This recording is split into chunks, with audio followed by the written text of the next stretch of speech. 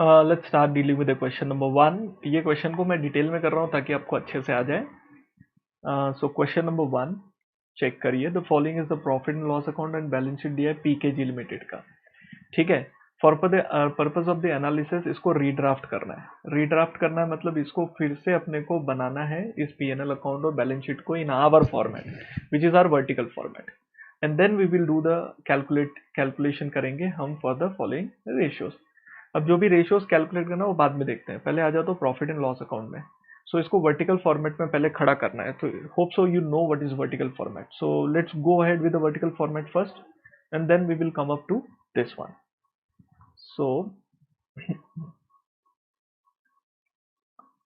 So it is question number 1.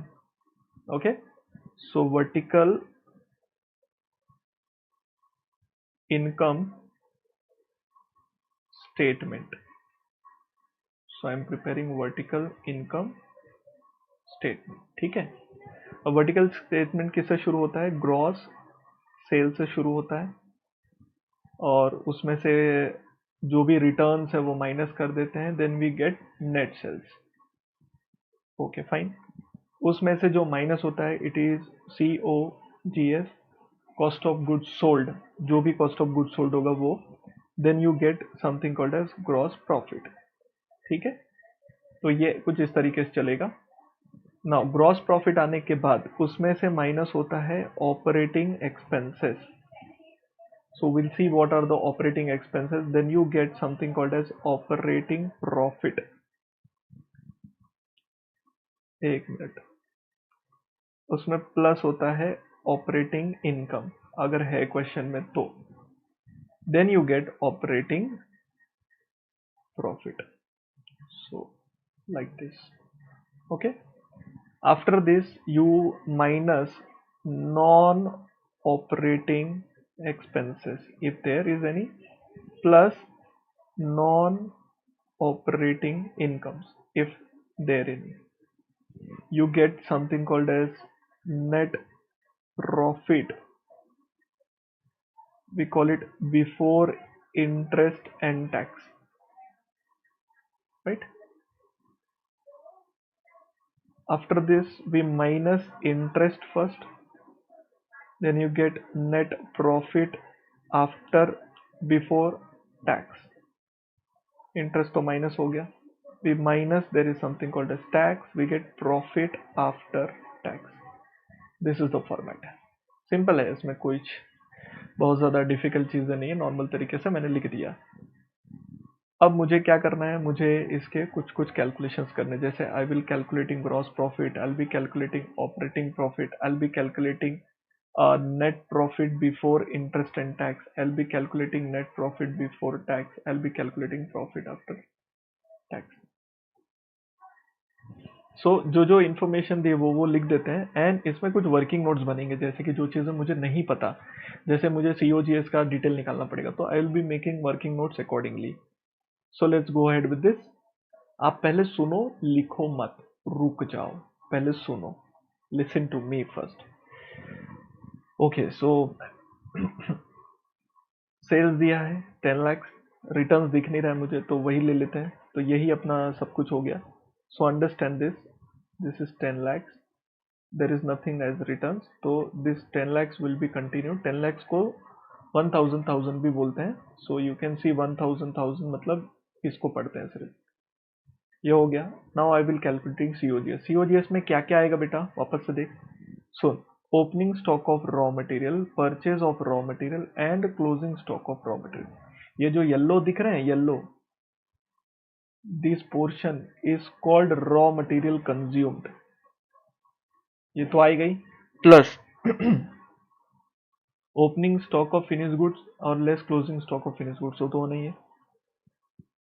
तो आ जाओ, क्या क्या है, कैसे करना है। ऑपरेटिंग एक्सपेंसेस भी अपने को लेने हैं, उसके हिसाब से चल रहा हूँ। तो देखो, I am calculating COGS here. So COGS is basically what? COGS का मतलब होता है कितना अपने पास जो गुड्स है वो सब। अब इसमें ना बहुत सारे लोग बहुत सारे तरीके से करते हैं, तो मैं कैसे कर रहा हूँ वो सुनना आप लोग। मैं बोल रहा हूँ रॉ मटेरियल कितना लगा, प्लस डायरेक्ट वेजेस कितना लगा प्लस मैन्युफैक्चरिंग एक्सपेंस कितना लगा, वो ले लिया पूरा। तो इससे मिलेगा आपको there is something called as cost of production. ठीक है, इतना बनाया प्लस पहले से आपके पास opening stock of finish goods कितना था less closing stock of finish goods कितना है, प्लस माइनस कर दीजिए, you will have your COGS with you. चलो अब क्वेश्चन उठता है रॉ मटेरियल कंज्यूम कैसे निकालो। तो all of you know what is raw material consume. Raw material consume is opening stock of raw material plus purchases of raw material less closing stock of raw material. Opening stock of raw material कितना है 50,000। Purchases of raw material जो yellow part है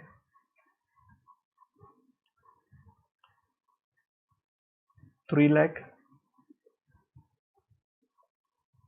जो material नहीं use किया वो है 1,50,000। सो जो नहीं यूज किया वो माइनस कर देंगे तो वी विल गेट सिंपली कितना मटेरियल यूज किया।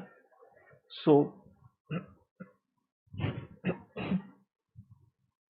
50 से 50 से 2 लाख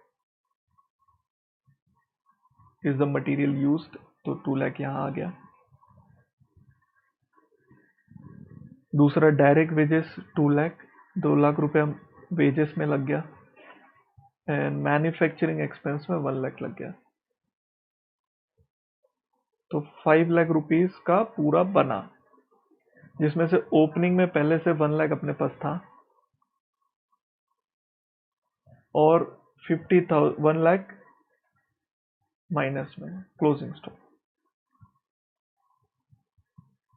तो ये 5 लाख आ गया। फिलहाल मैंने क्या क्या चीजें ऑलरेडी ले चुका हूं मैं वो बता देता हूँ। ये हो गया, ये हो गया, ये हो गया, ये हो गया, ये हो गया, इधर से ये सब होगा, है ना। एडमिनिस्ट्रेशन सेलिंग वो सब अभी तक नहीं लिया है, तो ये हो गया COGS। तो 5 लाख रुपीज यहाँ आ गया। थोड़ा सा कॉस्टिंग का रिपरकेशन है यहाँ पे। 5 लाख रुपीज आपका GP, मतलब 50% हम लोग प्रॉफिट करते हैं। Operating expenses, when I talk about operating expenses, business को चलाने के लिए, ऑपरेट करने के लिए जो खर्चे होते हैं वो, जैसे कि admin, selling and distribution and finance expenses like bank charges and all. So administration में 50,000 है, you can see this one. So 50,000 ये हो गया। You have 50,000 in selling and distribution and there are no bank charges or something like that. These are my non-operating जो बाकी दिख रहा है। So ये नहीं है, तो ये हो गया तेरा 1 lakh. So 1 lakh rupees is your operating expense, business को ऑपरेट करने के लिए लगता है। ऑपरेटिंग इनकम में मतलब जैसे कि डिस्काउंट रिसीव्ड, कमीशन रिसीव्ड, ऐसा कुछ है क्या? I don't see anything like that, so that's not there. So fine, no problem, not necessary हर एक चीज हो। तो ये हो गया तेरा 4 लाख रुपीज।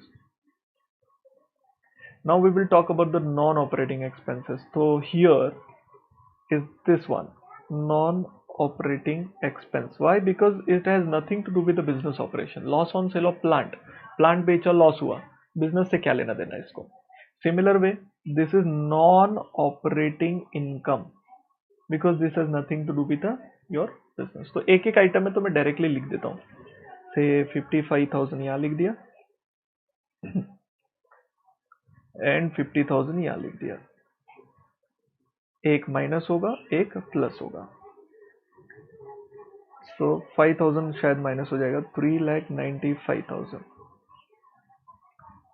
अब एक ही बचा इंटरेस्ट। इंटरेस्ट को हम लोग अलग से इज्जत दे रहे हैं, तो we will write interest separately, 10,000 minus अलग से। So what is net profit before tax comes to 3,85,000। There is no tax as such, तो profit after tax 3,85,000 which will match to your P&L account. See, this is matching. तो ये पूरा vertical format में आपने ले लिया इसको फटाफट। अब आपको कोई भी रेशियो निकालना होगा तो it will be very easy for you to calculate the ratios, ठीक है। अब इनकम से रिलेटेड जुड़े हुए कौन कौन से रेशियोज हैं जो हम लोग कैलकुलेट कर सकते हैं, तो यहां पर आ जाओ। ये दिख रहा है आपको GP ratio, gross profit upon sales, overall profitability ratio, ये भी काम बन जाएगा। Now when you say stock turnover ratio, इसके लिए थोड़ा बैलेंस शीट की हेल्प लग सकती है। फिर स्टॉक टर्नओवर रेशियो, कुछ रेशियो बैलेंस शीट से जुड़े हुए हैं और कुछ लोग कैसे डायरेक्टली इनकम स्टेटमेंट से जुड़े। तो हम क्या करेंगे, सारे रेशियोज में एक साथ करता हूं। तो यहां तक आपको समझ में आ गया क्या? पहले मैंने इनकम स्टेटमेंट में रीड्राफ्ट कर लिया, now I will redraft the balance sheet. तो ध्यान दो so again I will write vertical balance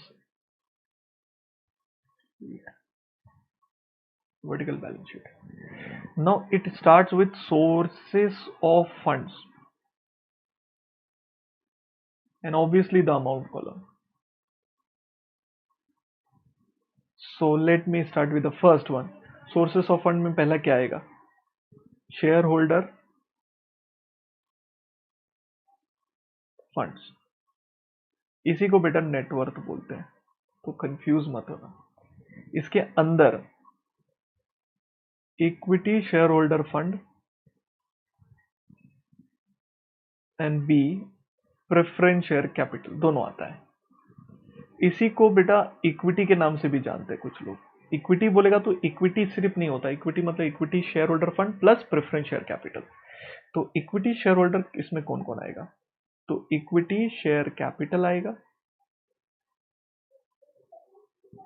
plus any reserves and surplus minus any miscellaneous expenditure not written off yet, not written off, losses basically, है ना। So let's see what I have with me as information. So I can see here उतनी बड़ी बड़ी बातें नहीं है but ठीक है। इक्विटी शेयर कैपिटल 1 लाख है, रिजर्व्स 1 लाख है। Is there any losses? यहाँ लॉसेस होते हैं जनरली, है नहीं फिलहाल, तो ये हो गया 2 lakh. So I may have a outer column basically, ठीक है। Preference share capital, directly preference share capital है 1 लाख का, तो सीधा बाहर आ गया। So I got share holder fund as 3 lakh. So ये हो गया शेयर होल्डर फंड, ठीक है।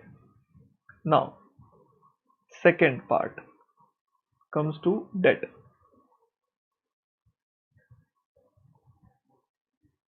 Basically when we say debt मतलब नॉन करेंट लायबिलिटी हम लोग बोलते हैं, ठीक है ना।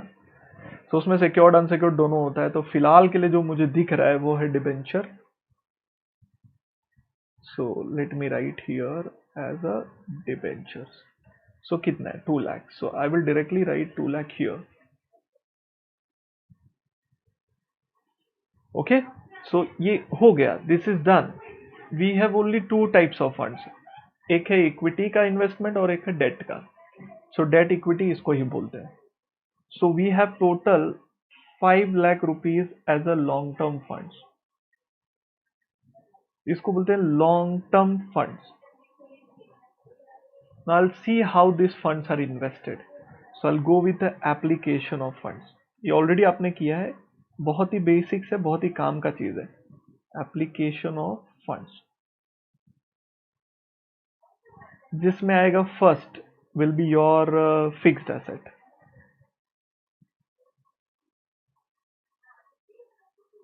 Where we talk about gross and all, वो सब रहता है ना। फिलहाल देखते हैं यहाँ पर क्या पोजीशन है।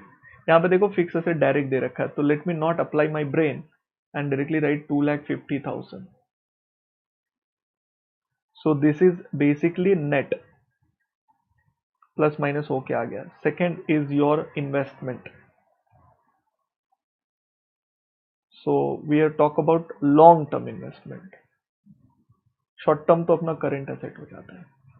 So long term investment we don't have one, so that is done. Third is your working capital. So that is also a kind of capital. But to calculate working capital, one has to have current asset. In that current asset also, one calculates first quick asset.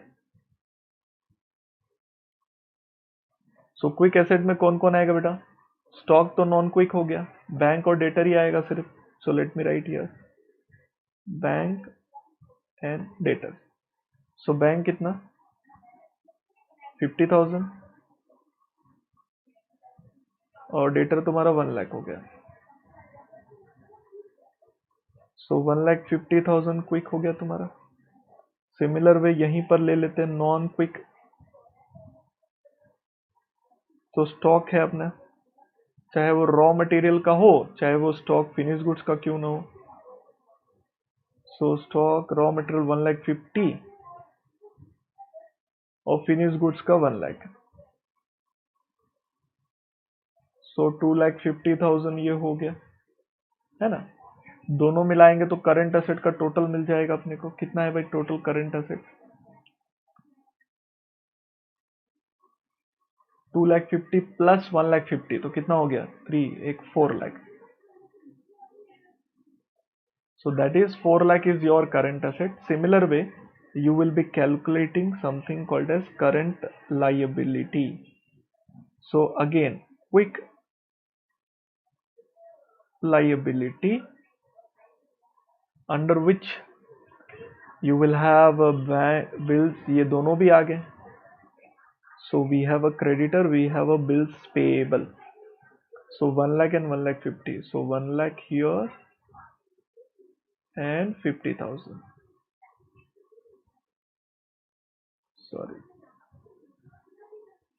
1,50,000. So this is current liability. Okay so इन दोनों को आपस में minus कर देते हैं. 4 लाख में से 1 गया 3 और 50 गया तो 250. So this comes to 2,50,000. Total 2,50,000 plus 2,50,000 comes to 5 lakh.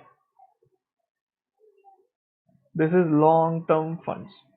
Again तो इसमें शॉर्ट टर्म फंड्स वगैरह भी हैं. ठीक है, तो ये अपना वर्टिकल फॉर्मेट हो गया. वर्टिकल फॉर्मेट अच्छे से पेज पे बनाइए आपके, देन आपको एनालिसिस करने में इजी रहेगा. इजीली आप सारे रेशियोज कैलकुलेट कर सकते हो. सो तो पहले ये बना लो, then you we will calculate the ratios together. ये हो गया इधर, this is there.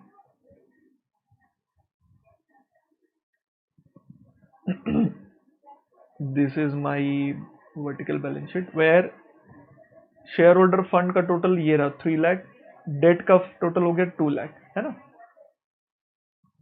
So we have application of funds where working capital जो है is 2,50,000. So we'll be calculating ratios now. So let's go for the ratios. Now, if anyone is asking me profitability ratio,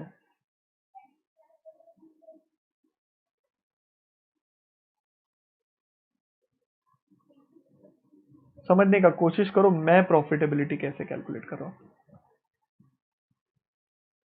so I will first be calculating GP ratio बेटा, कि gross profit ratio क्या है मेरा. So simple है, gross profit upon sales into 100. I hope you can get this one.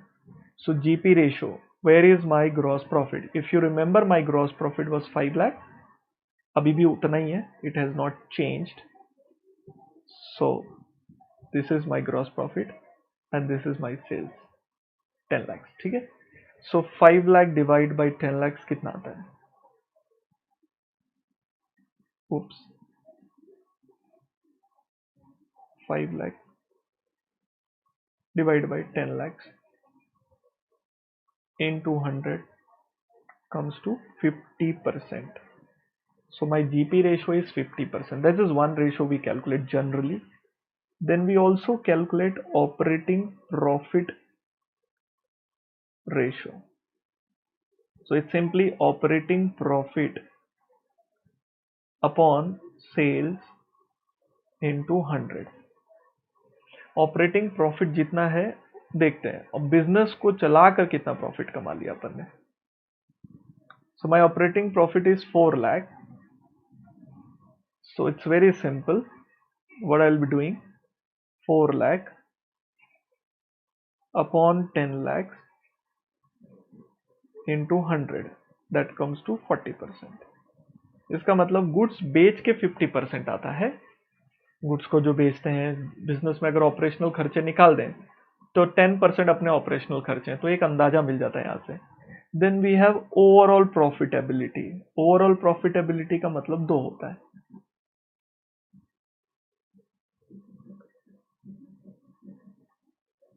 We calculate in two ways. One is net profit upon sales into 100. So my final profit, net profit, which is there in my hand, is 3,85,000 I am getting in hand. So what I will do, 3,85,000 upon 10 lakhs into 100, that comes to 38.5%. Some people, what they do, they also calculate like this: net profit upon asset, that is total asset into 100। सो जो मेरा asset है, asset पे मैंने कितना profit कमाया, ऐसे भी calculate करते हैं कुछ लोग। So my total asset if you see is of 5 lakh. देखो, so 2,50,000 and 2,50,000 means 5 lakh. So out of 5 lakh rupees investment I earned 3,85,000। This is also one way of doing it. ठीक है, सो 3,85,000, 5 लाख से मैंने 3,85,000 कमाया। सो let me use the calculator. So 385 divided by 500 comes to 77%। So ऐसे हम लोग overall profitability calculate करते हैं। कोई इसका बेंचमार्क नहीं होता कि भाई ये रेशो कैलकुलेट करना चाहिए, वो नहीं करना चाहिए, ऐसा कुछ नहीं है। आपके ऊपर है आप कितने रेशोस कैलकुलेट करते हो। तो इसके अंदर मैंने दो बेबी प्रोडक्ट बना दिए, एक नेट प्रॉफिट रेशो और एक असेट रेशो, है ना, नाम नहीं लिखा इसका। So this is my net profit ratio, इसको बोलते हैं asset, net profit over asset ratio. इसको ओवरऑल प्रॉफिटेबिलिटी भी बोलते हैं। This is called overall profitability, मतलब तुमने टोटल इन्वेस्टमेंट पर कितना कमाया। So my investment were be 5 lakh rupees, on that 5 lakh rupees I earn 3,85,000। So it is 77%। ठीक है, सेल्स पे कितना कमाया, that is one way. Another way is investment पे कितना कमाया। सो इन्वेस्टमेंट पे भी मैंने कैलकुलेट कर दिया। With this calculation what I did, you know exactly, I calculated first two ratios. I'm done with the first two ratios. Now I'm going to the current ratio and debt equity ratios. So let's go ahead with that. So मेरा current, so ऐसे करता हूं मैं, liquidity ratio, उसके अंदर दो part कर देता हूं, short term liquidity and long term liquidity. तो इजी रहेगा याद करने के लिए। इसके अंदर दो पार्ट होता है, एक होता है करंट रेशो और एक होता है क्विक और liquid ratio. One is normal short term and one is immediate. This one is normal, this one is immediate liquidity देखने के लिए होता है। ठीक है, how will you calculate current ratio, simple है, current asset upon current liability. So let's find out current asset कितना है तुम्हारा। So current asset 4 lakh, current liability 1,50,000। So 4 lakh upon 1,50,000 comes to how much? 4 lakh upon 1,50,000 comes to 2.8 इसको ऐसे लिखते बेटा 2.67 is to 1 और some people also write this way 2.67 times. बात एक ही है, करंट लाइबिलिटी का 2.67 times is your current asset, या हर एक रुपए के करंट लाइबिलिटी के पीछे you have 2.67 times of current asset. Immediate liquidity की जब बारी आती है तो इसमें से नॉन लिक्विड को माइनस कर दिया जाता है।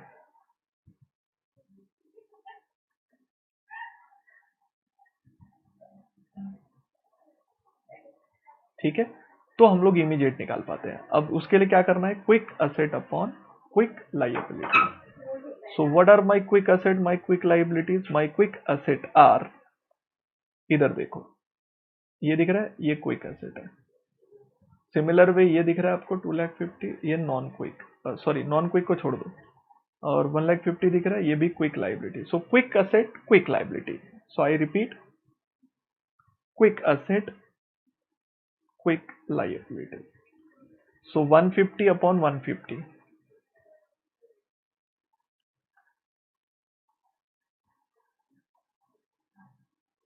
1,50,000 upon 1,50,000,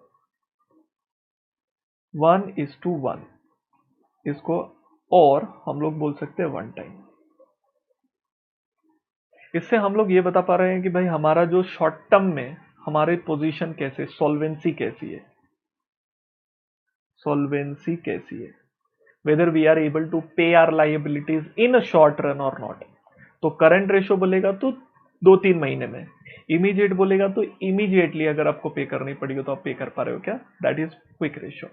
so this is then long term में हमको देखना है तो डेट और इक्विटी के कॉम्बिनेशन देखने हैं यहाँ पर।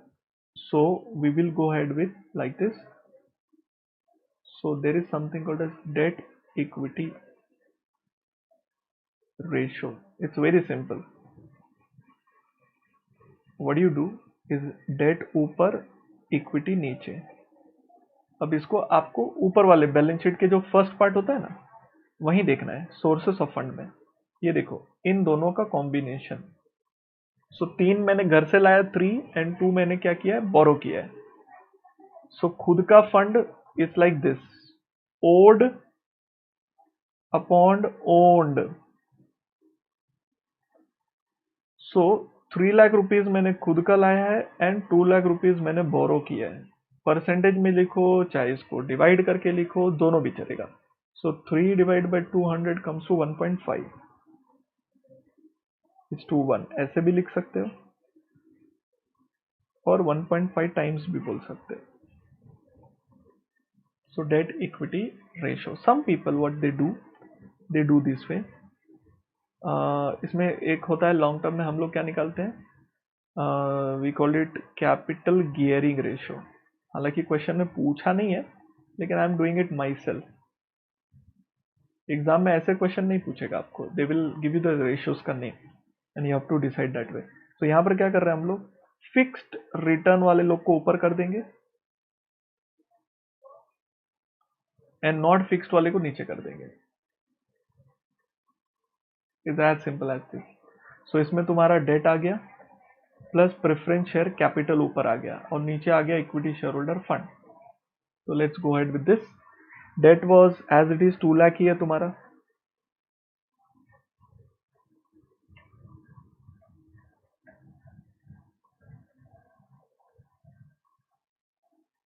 अच्छा मैंने उल्टा लिख दिया है, रुको रुको रुको रुको रुको, यहां पर भी उल्टा कर दिया है।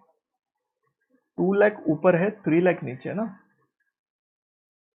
सॉरी सॉरी माय मिस्टेक, वो ऊपर नीचे करने में हो जाता है। 2 लाख ऊपर है, 3 लाख नीचे है, राइट। ओड कम है ना, 2 divide by 3.667 is to 1, right. Similar way 2 lakh इधर plus we have to equity ऊपर कर देंगे। So out of 3 lakh equity कितना है, सो यहां पर देख लो, ये देखो यहां पर ये इक्विटी है और ये प्रेफरेंस है, तो उन लोग को ऊपर नीचे करके कट करना है अपने को। सो लेट मी डू दिस वे। तो 1 लाख इधर आ गया और ये 2 लाख हो गया, फिर पहले 3 था ना, 2 हो गया, तो ये हो गया 3 लाख ऊपर, 2 लाख नीचे। सो 1.5:1। इससे आपको ये मालूम पड़ेगा कि भाई अपनी जो सॉल्वेंसी है वो कैसी है, हाउ वी आर सॉल्वेंसी के मामले में। ठीक है, तो सॉल्वेंसी यहां से पकड़ में आ गई अपने को। इसके इंटरप्रिटेशन की बात करेंगे तो लॉन्ग रन में हमें कंपेयर करना होता है दूसरे किसी कंपनी से। तो भाई डेट इक्विटी रेशियो तो अच्छा है, बिकॉज 2:1 तक का तो अलाउड है। एंड देन ठीक है, तो इंटरप्रिटेशन अभी थोड़ी देर पहले हड़बड़ी में कुछ कैमरा गिर गया, तो फिर से कैमरा को सेट किया है, इसलिए थोड़ा चेंज हो गया। ठीक है, वेयर वर बी, हाँ लिक्विडिटी सॉल्वेंसी। सॉल्वेंसी अगर देखोगे तो शॉर्ट रन में ना करंट रेशो जो होता है 2:1 इज गुड, 2 से ज्यादा है अच्छी बात है। क्विक रेशो में 1:1 इज गुड, तो वो तो है ही है। तो शॉर्ट टर्म सॉल्वेंसी अपनी अच्छी है। लॉन्ग टर्म सॉल्वेंसी में अगर देखो डेट इक्विटी रेशो 2:1 चलता है, मतलब हर 1 रुपए के पीछे 1 रुपी के पीछे you can borrow 2 rupees. Year तो अपना डेट इक्विटी रेशो बोले तो लोअर साइड में, हम लोगों ने डेट ज्यादा बोरो नहीं करा है। Capital gearing, there is nothing called as good और bad, there is something called as either low geared और हाई गियर्ड। यहाँ पे 1.5 है तो we can say it is little moderate geared, मतलब ना हाई है ना लो है, सो मॉडरेट लेवल पर है। So that way it goes. तो यहां पर ये हो गया भाई solvency ratios. So so we have done this one, that equity. Now we will go to the stock turnover ratio. So they have not mentioned which stock, so it is basically raw material है ना, क्योंकि finish goods का अलग से दिया है। Liquidity ratio we did, liquid ratio acid test ratio में आ गया, अभी 2 ही बचा। स्टॉक टर्नओवर रेशियो, इसको बोलते हैं परफॉर्मेंस रेशियो।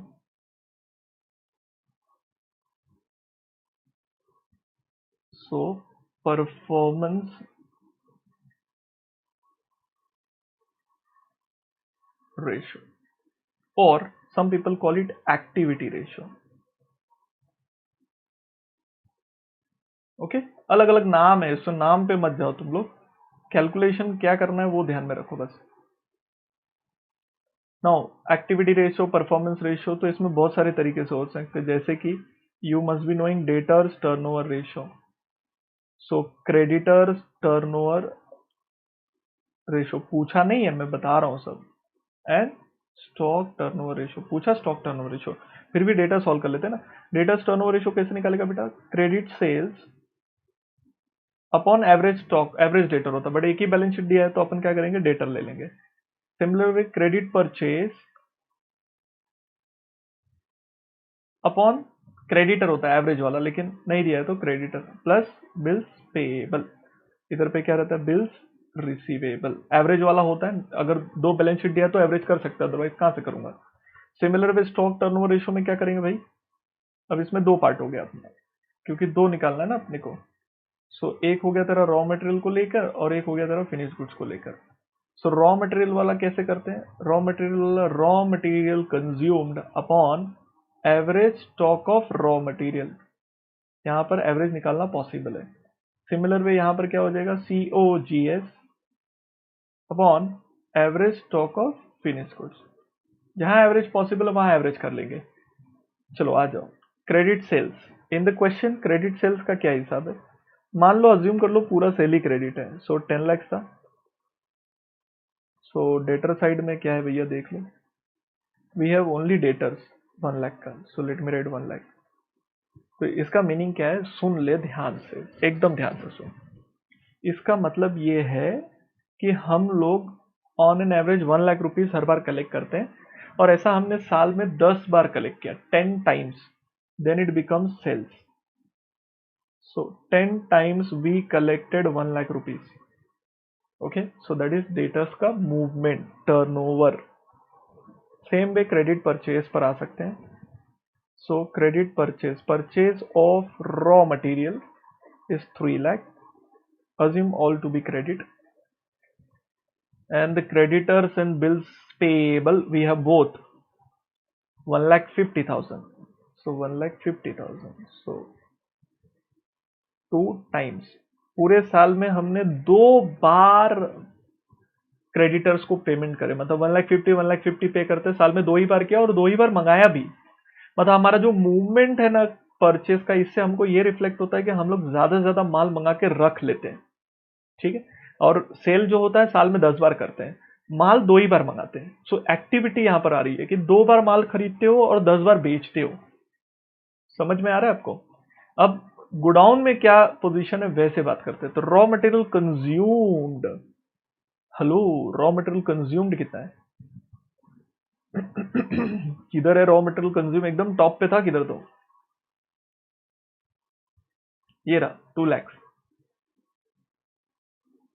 ये देख रॉ मटेरियल कंज्यूम दिख रहा है, एंड दिस इज सीओजीएस। तो 5 लाख एंड 2 लाख दोनों को एक ही साथ लिख देता हूं।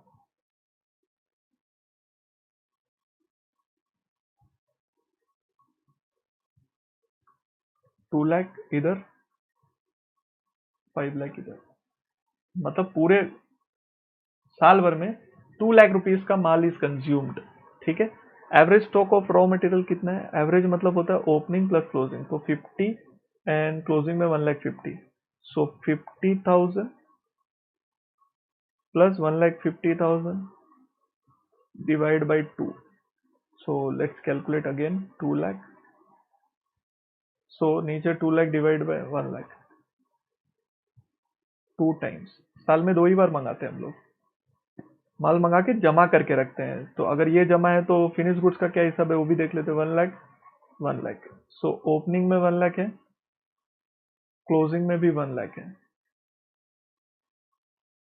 Divide by 2, so opening closing same होता है ना, तो एवरेज भी सेम ही आएगा, क्योंकि टोटल मारोगे तो डिवाइड हो जाएगा ना 5 times.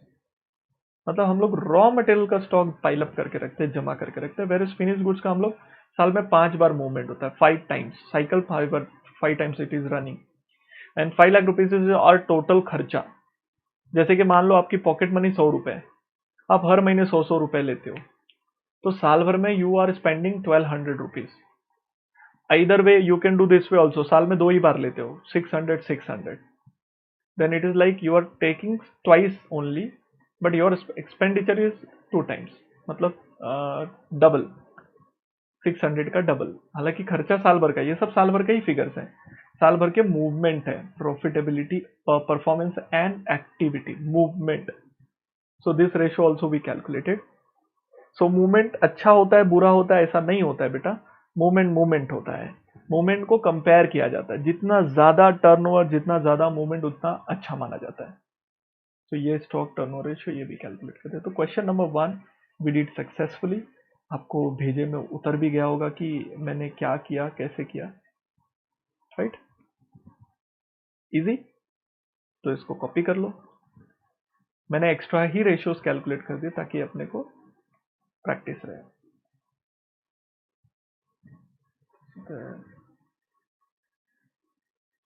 Do it quickly. Good, very nice, congratulations. Let's make me move to question number 2. मैंने जो होमवर्क क्वेश्चन दिए मैं वो भी सॉल्व करूंगा, don't worry about it. Question number 2 थोड़ा इजी लेवल पर आता है। क्या है क्वेश्चन? क्वेश्चन पढ़ते हैं।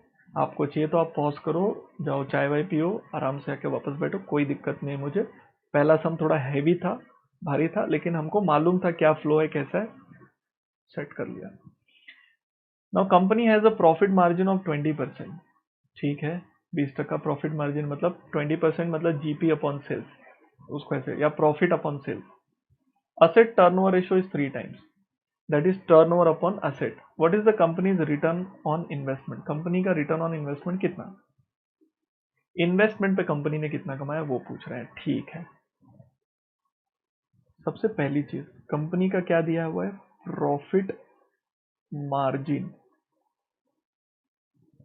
इसका मतलब ये होता है profit upon sales into 100, profit turnover ratio भी बोल सकते हैं। ये प्रॉफिट मार्जिन एक्चुअली ये लोग नेट प्रॉफिट मार्जिन की बात कर रहे हैं। कौन से मार्जिन की बात कर रहे हैं बेटा? Net profit margin. So I am not writing the word net, but understand कर लो। दूसरा रेशो लोग ने दिया हुआ है असेट टर्नओवर रेशो। इसका सिंपल मतलब होता है टर्नओवर ऊपर, टर्नओवर बोले तो सेल्स अपॉन असेट। असेट बोले तो टोटल असेट, मतलब जो भी आपने इन्वेस्टमेंट किया है वो। ठीक है, ये दो रेशियोज अपने को दे रखा है।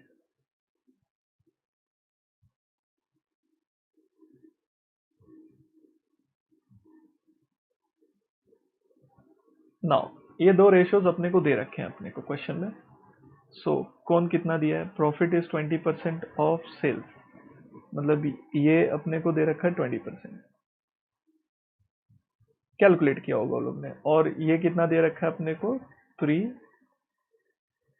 टाइम्स। अगर मैं जस्ट एक ऐसी फिगर लिख देता हूँ, ठीक है ना, एक अमाउंट लिख देता हूँ, तो आपको एक थोड़ा सा कैलकुलेशन समझेगा मैं क्या बोल रहा हूँ। मान लो ऐसे ही समझाने के लिए लिख रहा हूँ, ठीक है, ये 300 है तो ये 60 होगा ऐसे। और अगर ये 300 है तो ये 100 है ऐसे। देखो मैच हो रहा है, 20% आ रहा है और वो 3 टाइम्स आ रहा है। ये मैंने अजम्पशन लिया, मैंने मेरे मन से बोल रहा हूँ अमाउंट तुमको समझाने के लिए।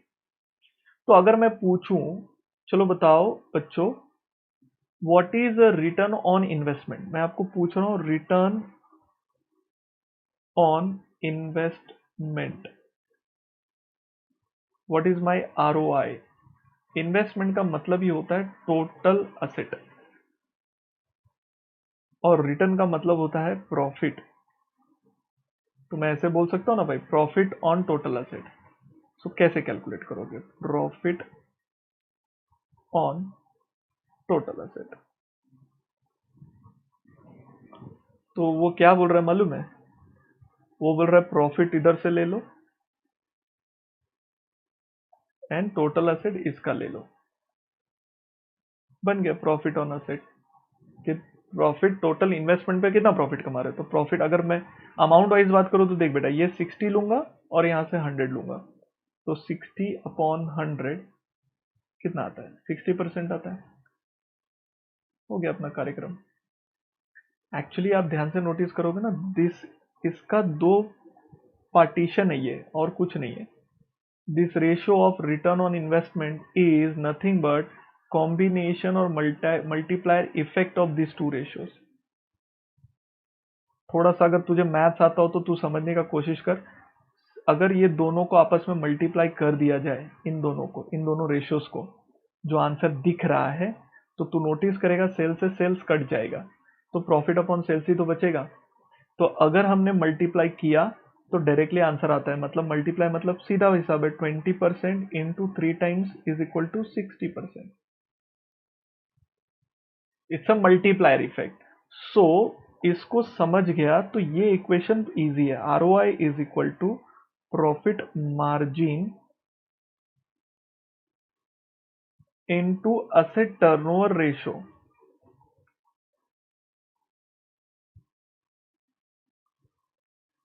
It's a multiplier of this two things. Why? Because profit upon asset ही निकालना है अपने को, असेट बोले तो इन्वेस्टमेंट, और यहां पर हम लोग प्रॉफिट अपॉन सेल्स ही निकालते हैं, और यहां पर हम लोग सेल्स अपॉन असेट निकालते हैं। तो इन दोनों को मल्टीप्लाई करोगे तो ये कट जाएगा, तो प्रॉफिट अपॉन असेट ही बचेगा ना बेटा। तो ये ऐसा हो गया। सो पहले सिनेरियो में अपने को क्या दिया था? 20% ये दिया है, 3 ये दिया है, तो अपने लिए कौन सा रॉकेट साइन था? 60%। अब वो लोग सिनेरियो बदलेंगे, क्या बदल रहे हैं वो देखो। Profit margin is increase by 5%।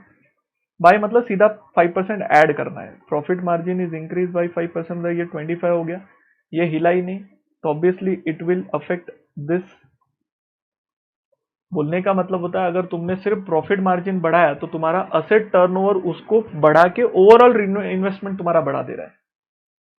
Third scenario, what it is saying, asset turnover is decrease 2 times. अब मैं पहले वाले सिनेरियो में ही ले रहा हूं, ठीक है ना। 20% में अगर असेट डिक्रीज कर दिया 2 टाइम्स कर दिया, now this is change to 2 times.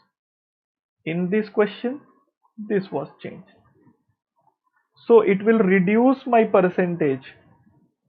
It means my asset turnover ratio is very important. It is affecting my overall profitability if there is any change. यहाँ पे चेंज किया और एक पार्ट में मैंने यहाँ पे चेंज करा, तो उसका इम्पैक्ट जो होता है ओवरऑल प्रॉफिटेबिलिटी पे गिरता है. Fourth, profit margin is decrease by 5%, asset and turnover is increased by 4 times. Profit margin decrease by 5% मतलब इसको 15% कर रहा हूं, पहले वाले से कंपेयर कर रहा हूं, ठीक है ना. Everything is compared with the first one and this is made 4 times, तो मेरा 60% हो रहा है.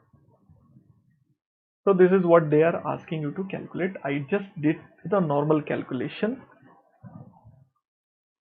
ठीक है, ये ऐसे चल रहा है. अगर आपको इसको पीएचडी करनी है तो भैया ये डुपॉन्ट है.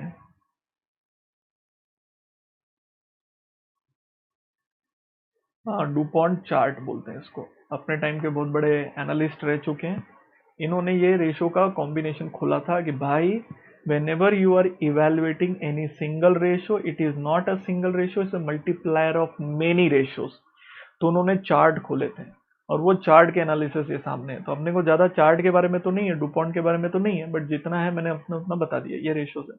अब एग्जाम में ना एक बार ये पूछा था बेटा, देख तो दिखाता हूँ, एकदम लुखे जैसा पूछा था, मतलब कोई भी आंसर कर ले.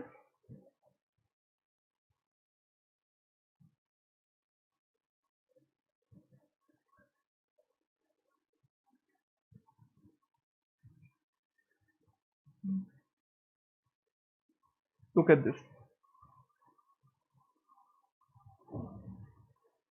नेट प्रॉफिट रेशियो दिया था, टर्नओवर दिया था. वो बोल रहा है कौन सी कंपनी ज्यादा प्रॉफिटेबल. आपको सिर्फ मल्टीप्लाई करना था. ये 30% हो गया, ये 24% हो गया, तो आंसर है ये ए. हो गया, 2 मार्क्स खत्म. पकड़ के 2 मार्क्स थे. कौन सी कंपनी मोर प्रॉफिटेबिलिटी है, तो इसमें आपको वही रिटर्न आरओआई निकालना था. So ROI is a combination multiplier of this two ratios, that we understood. समझा आपको. तो ऐसे टाइप के क्वेश्चन कभी कभी गलती से पूछ लिए जाते हैं.